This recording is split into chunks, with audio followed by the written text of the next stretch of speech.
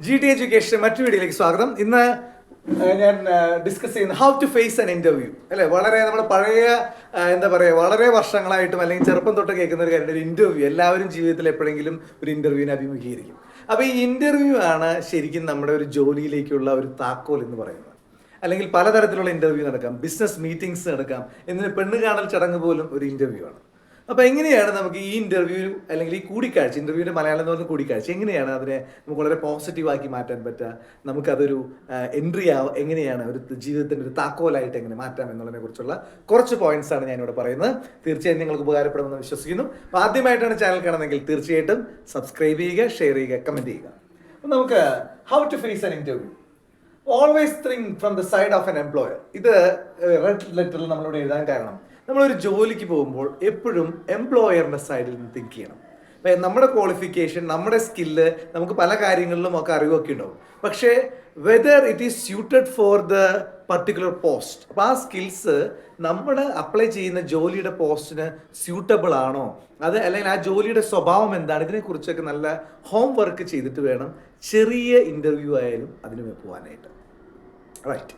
ഇനി അടുത്തൊരു കാര്യം എന്ന് പറയുന്നത്, ഇപ്പോൾ നമ്മളെല്ലാവരും ഇവിടെ ജോലി അന്വേഷിച്ചെടുക്കുന്നു, കേരളത്തിൽ ജോലി ഇല്ല, ഇങ്ങനെ എപ്പോഴും ഒരു ആക്ഷേപം കേൾക്കുന്നുണ്ട്. പക്ഷേ എപ്പോഴും എംപ്ലോയേഴ്സ് പറയുന്നത് they are not getting the right candidate for the jobs എന്നുള്ളതാണ് ഇവിടുത്തെ വേറൊരു കാര്യം. റൈറ്റ് കാൻഡിഡേറ്റിനെ കിട്ടുന്നില്ല. അപ്പോൾ എന്താണ് അവർ എക്സ്പെക്ട് ചെയ്യുന്ന ക്വാളിറ്റീസ്, എന്തൊക്കെയാണ് ആ ജോലിക്ക് വേണ്ട സ്കിൽസ്, ഇതിനെക്കുറിച്ച് നമ്മുടെ അപ്ലിക്കൻ്റ് നല്ലൊരു സ്റ്റഡി നടത്തിയിട്ട് വേണം ഇൻ്റർവ്യൂവിന് പോകാനായിട്ട്.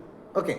ഇനി ഇൻ്റർവ്യൂവിന് പോകുമ്പോൾ നമ്മൾ ചെയ്യേണ്ട കുറച്ച് ബേസിക് ആയിട്ടുള്ള കുറച്ച് കാര്യങ്ങൾ PWMEA എന്ന് പറഞ്ഞിട്ട് ഞാനിവിടെ എഴുതി വെച്ചിട്ടുണ്ട്. എന്താണെന്ന് നമുക്ക് നോക്കാം. അപ്പോൾ PWMEA എന്ന് വെച്ചാൽ always have A pleasant smile, അല്ലെങ്കിൽ പ്ലസൻറ്റ് ലുക്ക്. നമ്മൾ പ്ലസൻ്റ് ആയിരിക്കുക. നമ്മൾ പോകുന്നത് ഒരു യുദ്ധത്തിനോ ഒരു ഭീകരാക്രമണത്തിനോ ഒന്നും അല്ല. അപ്പോൾ നമ്മൾ ആ ഇൻ്റർവ്യൂവറായിട്ട് നമ്മൾ അങ്ങനെ പേടിക്കുന്നു. ചില ഞാൻ കണ്ടിട്ടുണ്ട്, ഞാൻ പല ഇൻ്റർവ്യൂ ബോർഡുകളിൽ ഇരുന്നിട്ടുണ്ട്. 20 വയസ്സിൽ ജോലി കിട്ടിയ ഒരാളാണ് ഞാൻ. അപ്പം അന്ന് എന്നെ സഹായിച്ചത് ഇൻ്റർവ്യൂവിനെ കുറിച്ചുള്ള അവബോധവും ആ സ്കിൽസിനെ കുറിച്ചൊക്കെ ഞാൻ നേരത്തെ അതിനെക്കുറിച്ചൊക്കെ അറിഞ്ഞിരുന്നു, അതിനെക്കുറിച്ച് പഠിച്ചിരുന്നു, പ്രിപ്പയർ ചെയ്തിരുന്നു എന്നുള്ളതാണ്. ഓക്കെ. അപ്പം അന്ന് ഞാൻ ഫേസ് ചെയ്തത് 5 റൗണ്ട് ഇൻ്റർവ്യൂ ആണ്. ഞാനതിൽ ക്വാളിഫൈഡ് ആയി. കേരളത്തിൽ നിന്നൊക്കെ 8 ആളാണ് അന്ന് ക്വാളിഫൈ ചെയ്യാൻ പറ്റിയത്.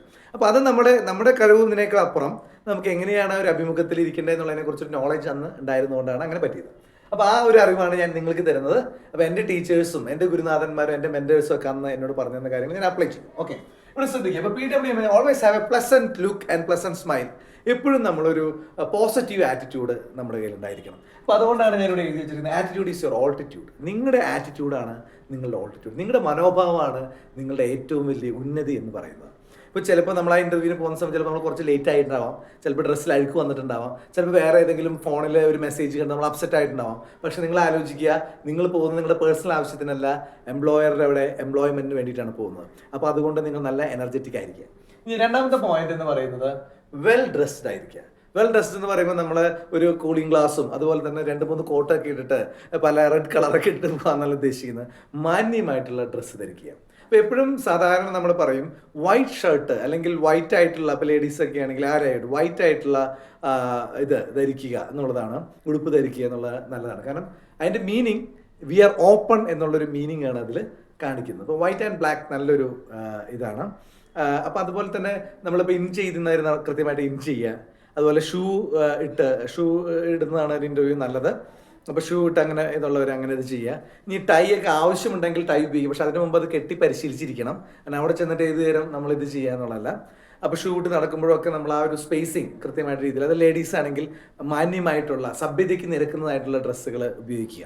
ഓക്കെ. അത് നമ്മളവിടെ വലിയ ബ്യൂട്ടി പാർലറിൽ അല്ലെങ്കിൽ കുറേ മേക്കപ്പ് ഒക്കെ ഇട്ട് അവിടെ ചെന്ന് വേർതിരിക്കുകയല്ല ചെയ്യേണ്ടത്. കാരണം നിങ്ങളുടെ സൗന്ദര്യമത്തിനുപരി നിങ്ങളുടെ പ്ലസന്റ് ലുക്കിംഗ്, വെൽ ഡിസിപ്ലിൻ ഒക്കെയാണ് അവിടെ ശ്രദ്ധിക്കുക. Okay. Right.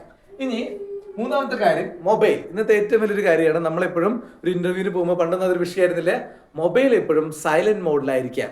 In case mobile silent മോഡിലായിരിക്കാൻ നിങ്ങൾ മറന്നു പോയി കഴിഞ്ഞാൽ, എവിടെയെങ്കിലും നിങ്ങൾ ആ ഒരു കോളൊക്കെ വന്നു കഴിഞ്ഞാൽ എക്സ്ക്യൂസ് മീ എന്ന് പറഞ്ഞ് ജസ്റ്റ് അത് കട്ട് ചെയ്തേക്കാം, അല്ലെങ്കിൽ ജസ്റ്റ് അത് സൈലന്റ് മോഡിലേക്ക് ആക്കുക.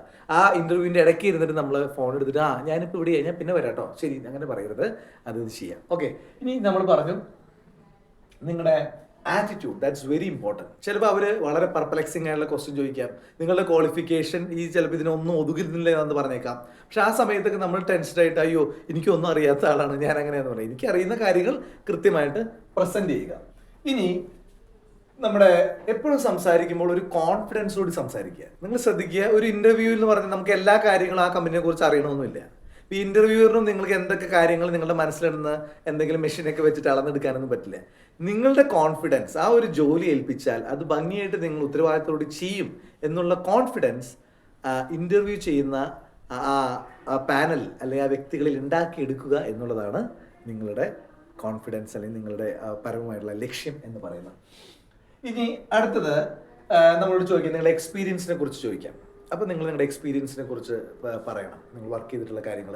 എപ്പോഴും ഇൻ്റർവ്യൂവിൽ നിങ്ങൾ ശ്രദ്ധിക്കുക, ഒരു മിനിമം നിങ്ങൾ ഒരു ജോലിക്ക് ശേഷം മറ്റു ജോലി ചെക്ക് ചെയ്യുന്ന ആൾക്കാരാണെങ്കിൽ ആദ്യത്തെ കമ്പനിയിൽ ഒരു മിനിമം ഒരു 3 വർഷമെങ്കിലും നിങ്ങൾ വർക്ക് ചെയ്തിരിക്കാനായിട്ട് ശ്രദ്ധിക്കുക.